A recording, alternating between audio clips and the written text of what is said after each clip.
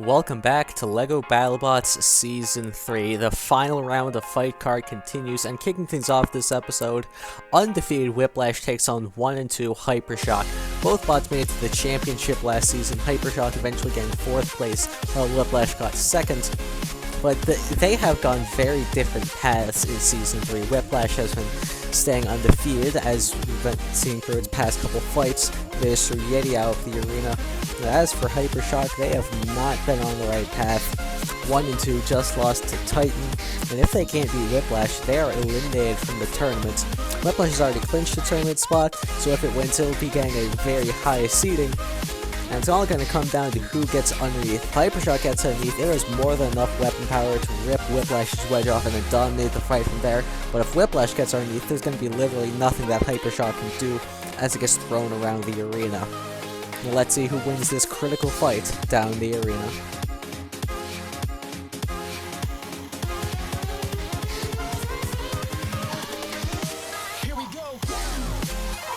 Let the bot battle begin. Whiplash getting underneath Hypershock already. Early on, that's not good for Hypershock, who relies on its wedge to get underneath bots and then do damage. And now Whiplash just throws Hypershock into the screws. They are really trapped in there, but they do escape once the screws reverse. Hypershock spins up, goes right at the wedge of Whiplash again. That is clearly not working. And now they get to the side of Whiplash. Can they do anything with this? Ironically, they can't attack the wedge because it's slower than them, but they have to attack the wedge because the only way they're going to get any progress in this fight. And here we see Whiplash getting underneath again. Now they're making progress, trying to get Hypershock on the screws again, and they do!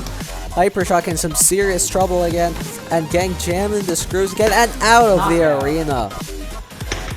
Great performance by Whiplash. Not a perfect performance by any means, but they did exactly what they wanted to do. They won the ground game, they got underneath Hypershock for that. And then, despite Hypershock getting around to the side for a little bit, Whiplash was able to take the hits and then take back control easily and throw Hypershock into the screws one last time, which resulted in them being delivered out of the arena. Whiplash now sits at 4-0, joining Riptide. They will join them as Riptide is one of the top 6 overall seeds guaranteed. As for Hypershock, it is eliminated from the tournament. Such a fall for last season's 4th place and number 4 overall seed.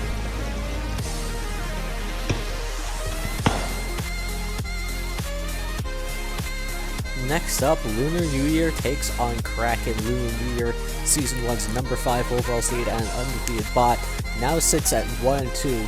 They'll be eliminated from the tournaments if they lose this fight, and they were in that same position last fight against Crypt. Fortunately, they won that fight pretty quickly and decisively. Meanwhile, Kraken sitting at 2-1. They had a bit of a rough match against Bronco, but they'd still clinch a tournament spot with a win here. So Lunar New Year has the weapon power, but Kraken, obviously with that jaw and control bot, has a very good chance of just grabbing onto Lunar New Year, especially around those wedges, would cause some problems for Lunar New Year. So once again, it's come down to who gets underneath. If Lunar New Year gets underneath, it can rip Kraken apart. If Kraken gets underneath, it can control Lunar New Year like it's nothing. Let's see what happens down the arena.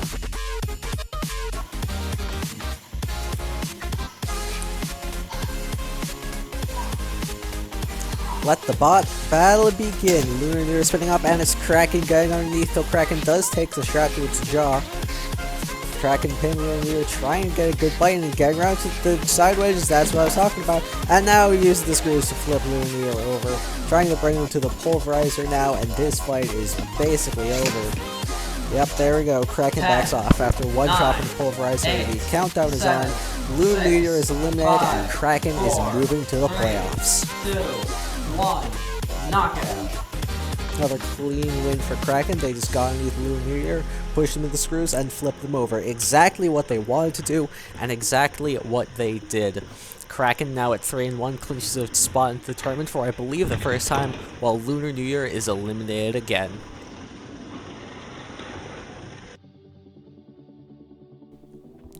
Now for our third fight, Retrograde versus Hydra. Retrograde staying at 1 and 2. If they lose this fight, they're just eliminated from the tournament. They got kind of mauled the last fight by Orbital Fire.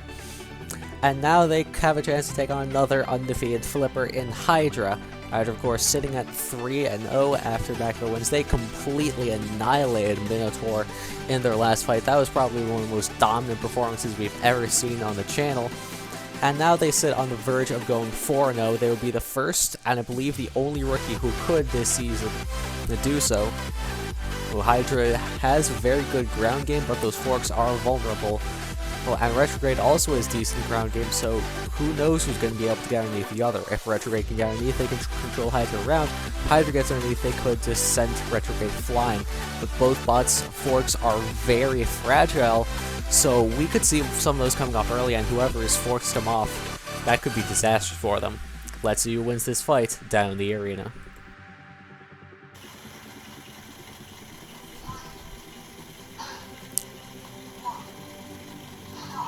Let the bot battle begin. But oh, Retrograde's the first bot to get underneath. Not good for Hydra. Hydra tries to get to the side, and again, but failing to get underneath. Retrograde just too low in the front. Oh, there they go, right in the front. And again, Retrograde sent off balance. And there's a third flip in a row, but Retrograde immediately gets underneath, dropping that lift around like a hammer. So that's not going to do much. Oh, another flip from Hydra. That weapon already appears to be struggling to retract. We saw them in that weapon fail late in the fight against Minotaur, but they had won the fight by that point, so it didn't matter. Oh, there was a massive flip from Hydra. Retrograde losing its forks now, and that is going to cause problems, but Hydra is still struggling to consistently get underneath Retrograde. Now Hydra using its forks to get underneath and jamming that flipper into Retrograde's lifter. Now getting Retrograde up onto the screws. Who's Hydra showing some versatility here. And now getting underneath again. There's a one of the tiniest flips we've ever seen. That was kind of lackluster, but that wasn't nearly sending Retrograde out of camera range. Retrograde's starting to struggle here as Hydra pushing back. Just now they get underneath again. Oh, what a flip there. They're going for a follow-up, and that's gonna do it. For the most part, that fight was dominated by Hydra. Retrograde got a few pushes in there, a few pins, but Hydra just landed flips throughout basically the entire fight.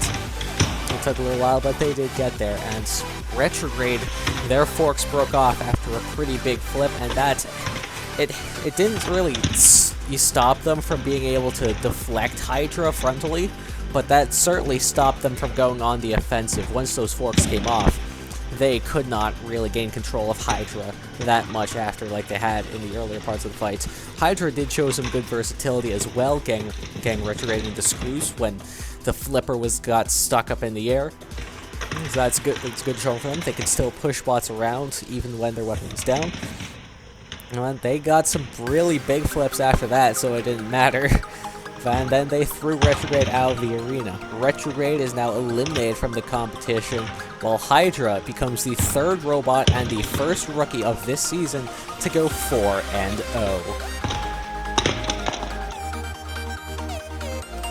Our midway fight sees a win and urine match between Yeti and Switchback. Both bots, of course, sitting at 2-1. Made last season's round 32. Yeti as the number 32 seed. Switchback as the 23 seed, I believe. Somewhere around there. Yeah, 23. Both bots have decently acceptable weapons, but neither bot does anything with the ground game whatsoever, and both bots are also very durable, so this is going to be very interesting. Neither bot could really control each other unless some of them, one of them gets underneath the other in a ridiculous way somehow. And neither is going to really be able to damage each other because they're just so dang durable. It's going to be a very interesting fight with a lot on the line. So let's see what happens down the arena.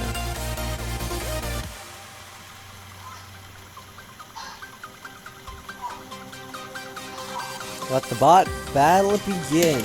Yeti gets the advantage of the first exchange, knocking Switchback's drum back, but Switchback managing to get underneath there, take control for a little bit, not getting too rated. Now they get underneath again, and are now trying to get Yeti into the pit. Oh my goodness, Yeti trying to get away, almost into the pit there. That was ridiculous. And Yeti trying to use his forks, that doesn't work. They just get smacked into the screws for that. Yeti trying to get back up now with Switchback, timing that drum attack pretty well, but not getting anything out of it.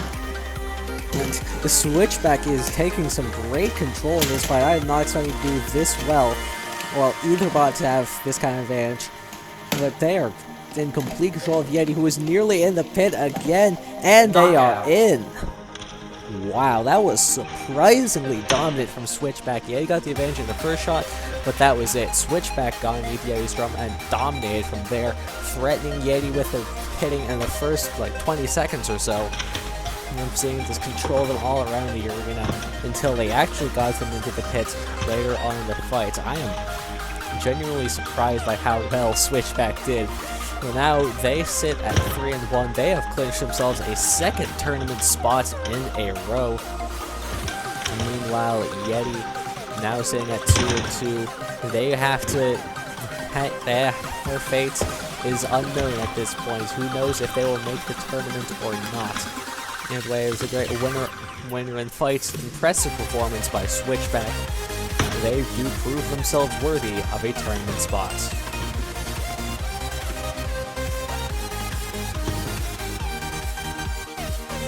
On to the fifth fight now, and it's a mirror matchup, as much of a mirror matchup as you can get. Son of Whyachi taking on Reticle, the two 4-bar spinners in this competition. Both sitting at 2-1, win and you're in fight.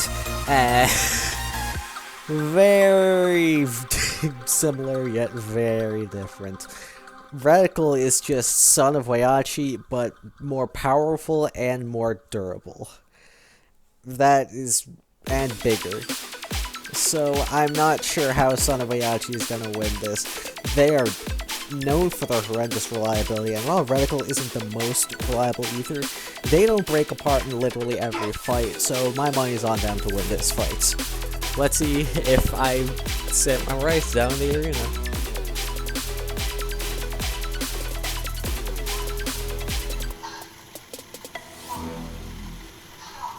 Let the battle begin. Oh, huge shot there. Reticle and Son of Whyachi both sent flying, and again sent to opposite sides of the arena. Less violent collision that time, but there goes Son of Whyachi flying again. The cage starting to fall apart here.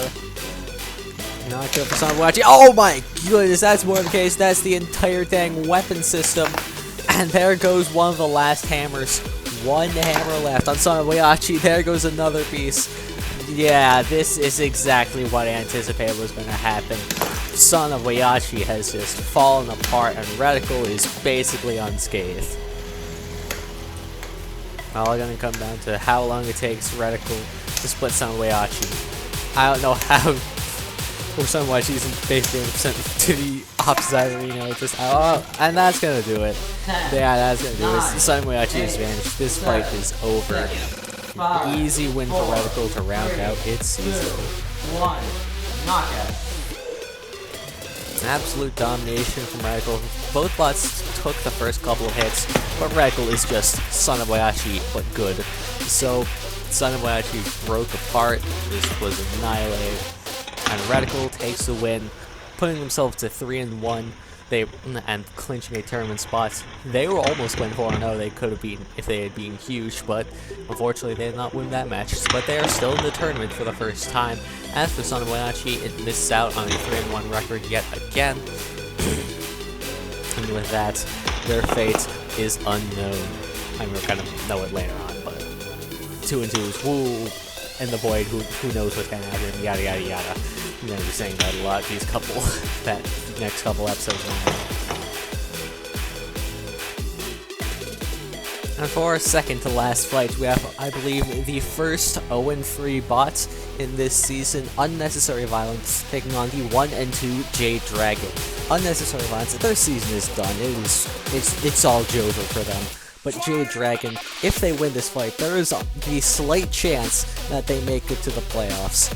But Unnecessary Violence does have a very powerful vertical spinner, but Jade Dragon is also a very durable machine. But that lifter is going to struggle to get underneath and really lift Unnecessary Violence. But those forks are going to have trouble getting underneath Jade Dragon. So two very checking designs for each machine. You both want to check each other very well. Let's see who's able to win this down the arena.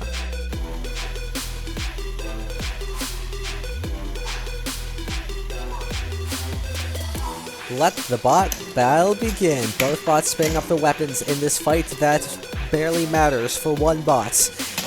And it's kind of a stalemate as a pick and roll. Unnecessary violence does get to the side there, not able to make much of it. Both bots taking each other's shots pretty well, and there's Jade Dragon failing to lift her again. The checks I saw from each bot coming to play here, but Unnecessary Violence is able to land a big shot there, and able to push this Jade Dragon nearly onto the screws. And not in a good spot right now, but they're still holding up well. As you would expect, they're landing shots to the side of Unnecessary Violence disc. If they do rip that off, oh my goodness! Well, that changes things. Well, now Jade Dragon is without a spinner and without one of its biggest checks to Unnecessary Violence. So I was going to say that if they kept hanging Unnecessary Violence's weapon, that eventually they would break it by ripping off her teeth, but that's not what has happened at all. Instead, they nearly get flung out of the arena. Jade Dragon is drowning here right now. They've lost the rest of that lifter and are now just a U. They don't even have wheels. That's really unfortunate for them, and there's another shot by Unnecessary Violence. They're really getting underneath. They're taking advantage now. And they are jamming Jade Dragon into the screws as well, winning all three categories: control, damage, and aggression. Even if this fight even goes to the judge, which I don't think it's going to at this pace. Unnecessary Violence just needs one lucky strike to the back, and they could cleave Jade Dragon in two. Here they are on the screws again, landing another shot to him when he's jamming there. Yeah, that's not going to do anything at all. Jade Dragon is able to escape, but that is going to be the end of the fight. What a performance by Unnecessary Violence to close out its season. It was a miserable season, but it was a good finish nonetheless. 2, 1, knockout. At the start of the fight, it was pretty much a stalemate. Both bots were behaving exactly as I thought they would. Neither bot could really get control over the other, and both bots' weapons weren't exactly doing anything. That'll change when the stresses put on the weapon of Jade Dragon were made known, and the blade simply fell off when it was trying to lift Unnecessary Violence. That was... everything just went downhill from there for Jade Dragon. Unnecessary Violence ripped off the rest of the lifter and then just took complete control. Well, Jade Dragon couldn't do anything in response, and eventually they got ripped in half. Absolutely brutal and dominant performance from Unnecessary Violence after that first stalemate. And now they sit at 1-3, so they're not making the tournament. We already know that. We already knew that before this fight even began. But they dragged Jade Dragon down with them to the 1-3 club, and they are also eliminated from the tournament. And so that's another bot out of the race, and somebody could be looking to gain a spot from that. So there's less 2-2 bots in the mix now. Or less bots that one less bot that could go 2-2, so that could shake this up just a little bit.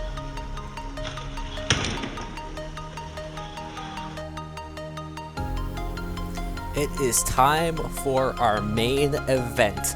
Both of these flippers made it to the tournament in Season 1, and while one of them did lose in the first round, one was able to make it to the second round and upset the eventual Season 2 champion place. Of course, Bronco and Blip is who I'm talking about. I mean, both bots managed to defeat an eventual champion in Season 1, I forgot. Bronco was able to be the only bot to defeat Bite Force on its path to the title. So, and then both bots had a very mediocre 2-2 finish in last season, but now they're sitting at 2-1 and with a tournament position on the line. Whoever wins this automatically makes to the playoffs, but whoever loses is in the mix of the 2-2s. Blip has better ground game, Bronco has a better weapon and durability. If Blip doesn't get the win in the first couple seconds, this fight could very well be over. Well, we'll see if Bronco's flipper is able to keep up, and they're able to get underneath at all.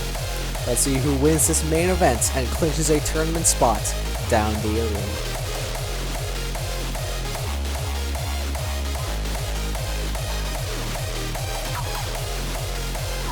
Let the main event begin. Bronco gets underneath, and there go the forks.